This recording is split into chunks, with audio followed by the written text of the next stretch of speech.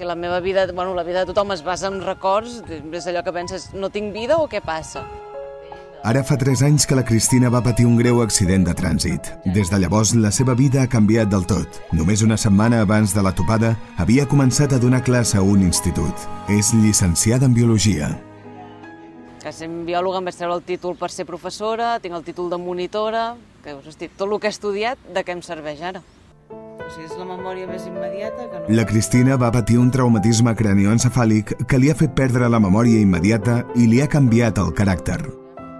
Potser coses de fa 10-20 anys t'ho puc recordar fàcilment, o gent que vaig conèixer fa 20 anys la puc reconèixer tranquil·lament, però igual gent que vaig conèixer la setmana passada no sabria dir-te qui és ni com es diu. El que em diu tothom és que ara tinc més mala llet que abans. Abans ja en tenia força, doncs ara en tinc més i em surt molt més ràpid. No sé, era més carinyosa que ara és una mica esquerpa, vull dir, segons com li dius les coses, s'enfada. Ai, no em diguis això, que sempre m'estàs a sobre. Vull dir, no... L'atabala molt la multitud de gent, o que estiguin 2 o 3 persones enraonant, això l'angoixa molt. Tot i que la seva apariència és completament normal, la Cristina ja no podrà treballar mai més de mestra. La seva situació és el resultat de la distracció d'un altre conductor. Un xicot de Polinyà portava 2 crios a darrere, dos bebès, diguéssim, petitons, i se li van posar a plorar, i es va girar. I al moment que es va girar va perdre el control del cotxe i va anar directe cap amb ella. Tot i això, la Cristina no supera el sentiment de culpa.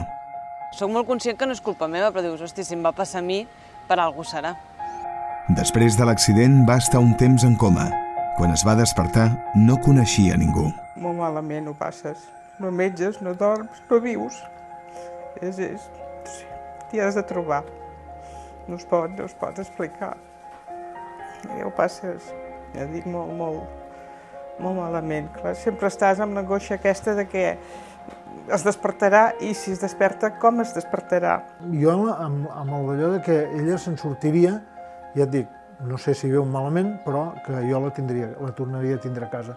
Llavors el meu sentiment era que, bueno, si fos com fos, era ma filla i la tenia que cuidar. L'accident marca tota la família.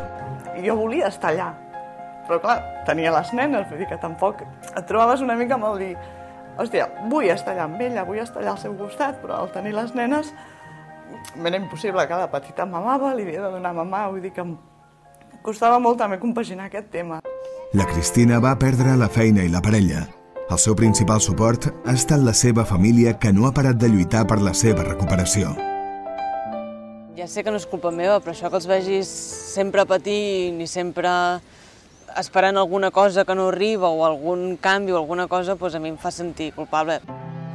3 anys després de l'accident, la Cristina no té feina, però sí una parella disposada a tirar endavant i superar dia a dia els efectes d'un traumatisme cranioencefàlic. Si estàs amb aquella persona, les acceptava amb tot. I a més ella s'hi ha trobat. Ni ho ha volgut, ni és una cosa que t'hi trobes i mira, per desgràcia li va tocar amb ella com li podria haver tocat amb una altra persona.